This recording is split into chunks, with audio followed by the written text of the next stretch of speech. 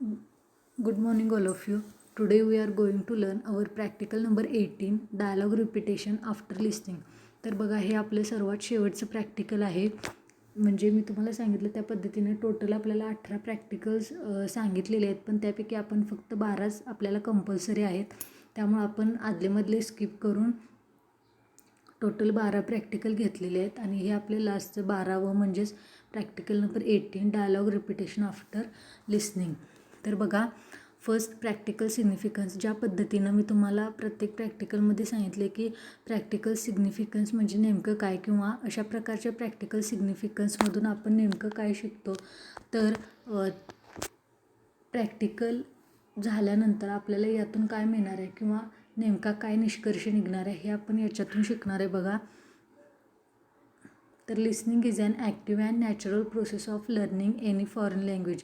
तर लिसनिंग म्हणजेच ऐकणं हे काय आहे, तर is an active and natural process ही काय आहे, तर एक क्रियाशील आणि नैसर्गिक अशी प्रक्रिया आहे. बघा, of learning any foreign language. कुठलीही जर परदेशी भाषा आपल्याला जर शिकायची असेल तर त्याची लिसनिंग ही काय आहे, तर ॲक्टिव्ह अँड नॅचरल प्रोसेस म्हणजे ऐकणं ही काय आहे, तर क्रियाशील आणि नैसर्गिक प्रोसेस आहे.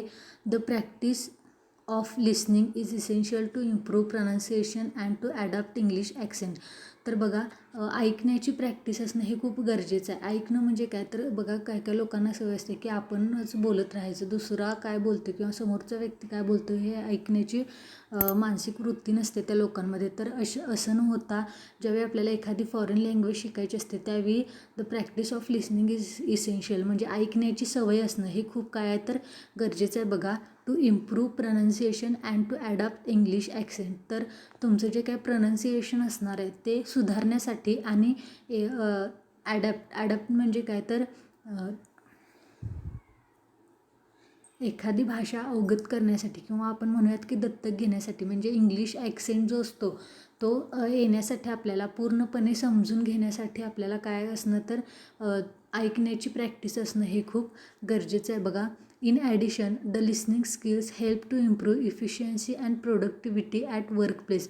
त्याचबरोबर जर तुम्ही लिसनिंग स्किल्स जर तुमच्याकडे व्यवस्थितपणे अवगत असेल किंवा तुम्हाला जर ती चांगली जमत असेल तर ती it's help to improve efficiency. तर तुमच्यामध्ये असणारे गट्स किंवा तुमच्यामध्ये असणाऱ्या कपॅसिटीज इम्प्रूव्ह करण्यासाठी लिसनिंग स्किल जी असते ती काय करते, तर खूप मदत करते. And productivity at workplace. त्याचबरोबर तुमच्याकडून जे काम होत असतं ते अतिशय चांगल्या पद्धतीचं किंवा तुमच्याकडून होणारं उत्पादन हे अतिशय चांगल्या पद्धतीचं आणि अतिशय दर्जेदार होण्यासाठी तुम्हाला लिसनिंग स्किल ही अवगत असणं खूप गरजेचं आहे. बघा, This learning experience of listening will help students to communicate in English in spoken and written form.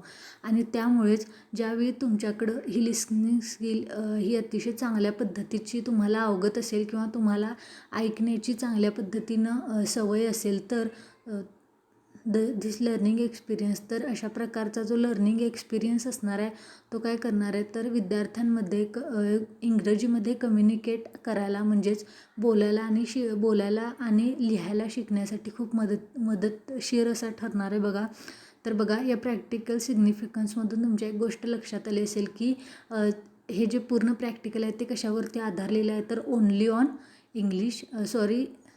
Listening skill. Okay, म्हणजे जर तुम्ही लिसनिंग ही काय आहेत जर तुमच्यामध्ये ऐकून घेण्याची वृत्ती असेल तर तुमच्याकडून होणारं उत्पादन किंवा तुमच्याकडून होणारं काम हे अतिशय चांगल्या दर्जाचं आणि चांगल्या पद्धतीचं असणार आहे. आणि त्याचबरोबर जर तुम्हाला कुठलीही परदेशी भाषा जर शिकायची असेल तर तुमच्यामध्ये आधी ऐकण्याची सवय पाहिजे. ओके, म्हणजे मला एखादी गोष्ट शिकायची आहे किंवा मला एखादी गोष्ट बोलायला शिकायची आहे किंवा एखादी भाषा शिकायची आहे तर त्यासाठी मी आधी एक चांगला श्रोता असणं खूप महत्त्वाचं आहे. ओके, म्हणजे ज्यावेळी तुम्ही नीट ऐकता किंवा ज्यावेळी नीट शब्द तुमच्या कानावरून जातात त्याचवेळी तुमच्या लक्षात येते की कुठल्या शब्दाला काय म्हणायचं किंवा कुठल्या शब्दाचा नेमका अर्थ काय आहे. ओके, आणि त्यासाठीच तुम्ही एक चांगला लिसनर असणं खूप गरजेचं आहे. त्याचवेळी तुमच्यामध्ये एखादी भाषा शिकण्यासाठी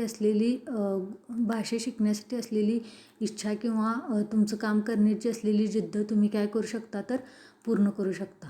ओके, नेक्स्ट पॉईंट बघा, relevance to programme outcomes POs and PSOs. तर आता त्यातला PO1 बघा, बेसिक नॉलेज. तर ज्यावेळी तुम्ही तुमच्याकडे लिसनिंग स्किल ही जर अवगत असेल तर हे काय तर बेसिक नॉलेज म्हणजे प्रत्येक गोष्टीचं बेसिक नॉलेज हे तुम्हाला मिळालेलं असेल. तर बेसिक नॉलेज मिळतं आपल्याला याच्यातून, म्हणजे अशा प्रकारचं प्रॅक्टिकल शिकल्यानंतर.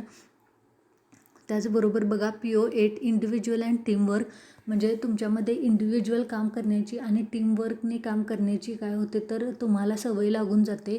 त्याचबरोबर PO9 कम्युनिकेशन, तुमच्यामध्ये कम्युनिकेट करण्याची, म्हणजे जर तुम्हाला लिसनिंग स्किल करेक्ट येत असेल किंवा व्यवस्थितरित्या जमत असेल तर तुम्ही कम्युनिकेट करायलासुद्धा अतिशय चांगल्या पद्धतीनं शिकता. मग ते रिटर्न फॉर्ममध्ये असू देत किंवा स्पोकन फॉर्ममध्ये. मग त्यासाठी पण तुमच्याकडं लिसनिंग स्किल तुम्हाला अवगत असणं किंवा तुमची ऐकण्याची वृत्ती असणं खूप गरजेचं आहे. ओके.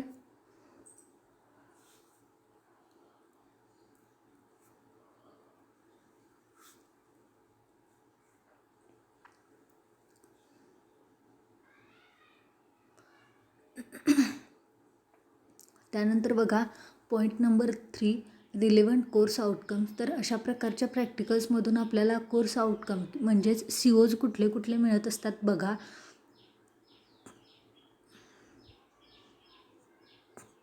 तर COA formulate grammatically correct sentences, म्हणजे ज्यावेळी तुमच्याकडं ऐकण्याची वृत्ती असेल त्यावेळी तुम्हाला ग्रामर व्यवस्थित समजेल, वेगवेगळे शब्द व्यवस्थित समजतील आणि जेणेकरून तुम्ही तुमच्या सेंटेन्स स्ट्रक्चरमध्ये या गोष्टींचा वापर कराल, म्हणजेच तुम्ही ग्रॅमॅटिकली करेक्ट सेंटेन्सेस फॉर्म्युलेट करायला शिकाल. त्याचबरोबर COC compose dialogues and paragraphs on different situations, वेगवेगळ्या सिच्युएशन्सवरती किंवा तुम्ही म्हणजे कुठलीही जर सिच्युएशन तुम्हाला दिली तर तुम्ही त्या सिच्युएशनवरती डायलॉग रायटिंग किंवा डायलॉग कंपोज करायला शिकाल. त्याचबरोबर पॅराग्राफ रायटिंग किंवा पॅराग्राफ कंपोज करायला शिकाल. ओके. तर या सगळ्या गोष्टी तुम्हाला या प्रॅक्टिकलमधून मिळणार आहेत बघा. पण त्यासाठी तुमच्यामध्ये लिसनिंग स्किल असणं काय आहे तर खूप गरजेचं आहे आणि ती अतिशय चांगल्या पद्धतीनं तुम्हाला अवगत असणं गरजेचं आहे. ओके. तर नेक्स्ट पॉईंट बघा.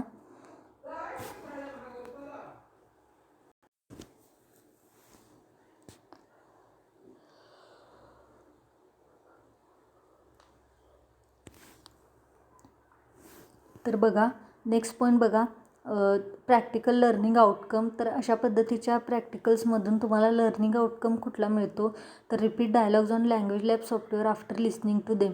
तर तुम्ही काय करायचं तर तुम्हाला एक शीट दिली जाते किंवा एक तुमच्या स्क्रीनवरती एक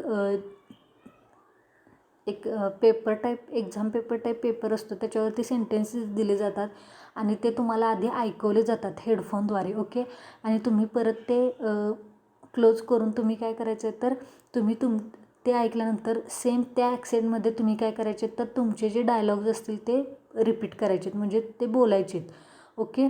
आणि यासाठी तुम्हाला लँग्वेज लॅब सॉफ्टवेअरचा वापर करायचा आहे. तर अशा पद्धतीनं तुम्ही काय करू शकाल तर या प्रॅक्टिकल लर्निंगमधून तुम्हाला एखादा ॲक्सेंट व्यवस्थित जमतो आहे की नाही किंवा एखादी भाषा तुम्ही ॲक्सेप्ट करू शकताय की नाही हे तुम्हाला या प्रॅक्टिकलमधून लक्षात येईल.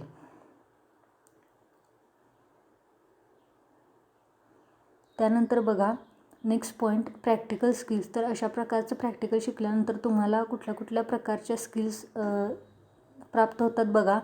तर use computer systems including language lab software, म्हणजे लँग्वेज लॅब सॉफ्टवेअर असलेलं कम्प्युटर सिस्टम कशा पद्धतीनं वापरायची.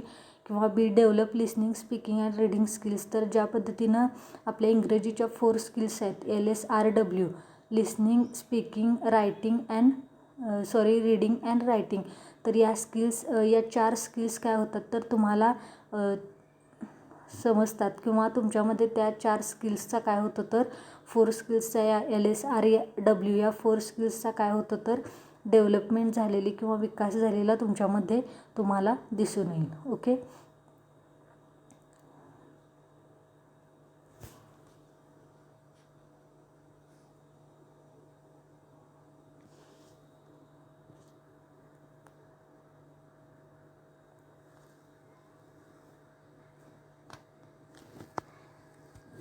त्यानंतर बघा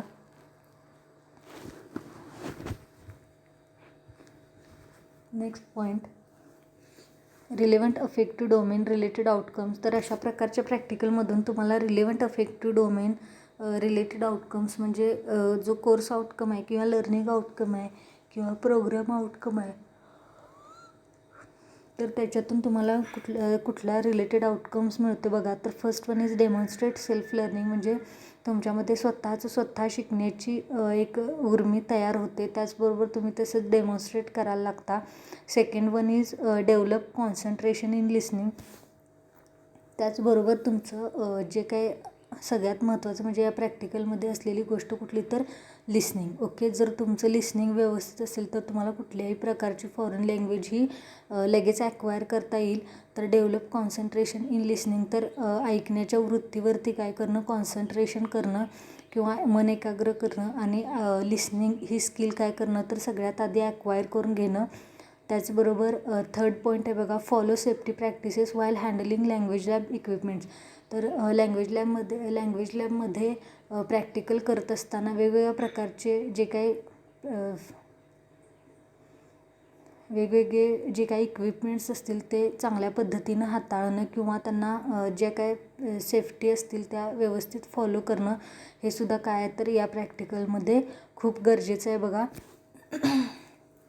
आणि सगळ्यात महत्त्वाचं या प्रॅक्टिकलमध्ये कशाची गरज आहे तर तुम्हाला लिसनिंग येणं किंवा लिसनिंग ही स्किल अवगत असणं खूप गरजेचं आहे. ओके, देन नेक्स्ट पॉईंट बघा,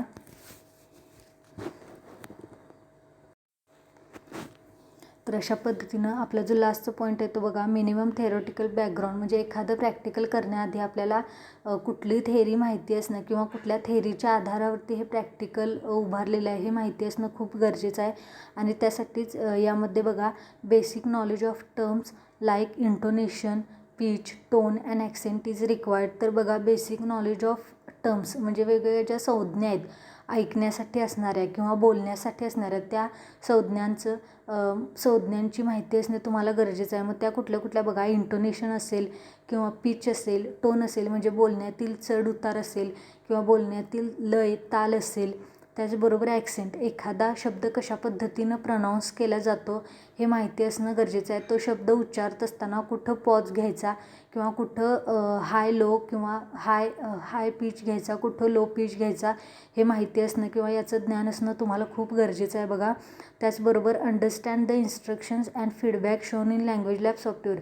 त्याचबरोबर हे प्रॅक्टिकल झाल्यानंतर तुम्ही एखादा स्क्रिप्टवरचे डायलॉग रिपीट केल्यानंतर तुम्हाला लँग्वेज लॅब सॉफ्टवेअरमधून कुठल्या प्रकारचा प्रतिसाद येतो किंवा फीडबॅक येतो हे बघायचं. आणि ज्यावरून तुम्हाला लक्षात येईल की तुम्हाला एखादी लँग्वेज शिकत असताना कुठल्या गोष्टींचं काळजी घेणं हे खूप गरजेचं आहे. ओके, तर इथं आपलं प्रॅक्टिकल नंबर 18 हे संपलेलं आहे. तर बघा, या प्रॅक्टिकलच्या बॅकसाईडला तुम्हाला रिकामं पेज असेल त्यावरती तुम्ही अशा पद्धतीने डायलॉग रायटिंग एकाने डायलॉग रायटिंग असे दोन सिच्युएशनवरती डायलॉग रायटिंग करायचे आहेत आणि ते व्यवस्थित वाचून बघायचे आहेत, त्याचं प्रोनाऊन्सिएशन वगैरे करून बघायचं आहे.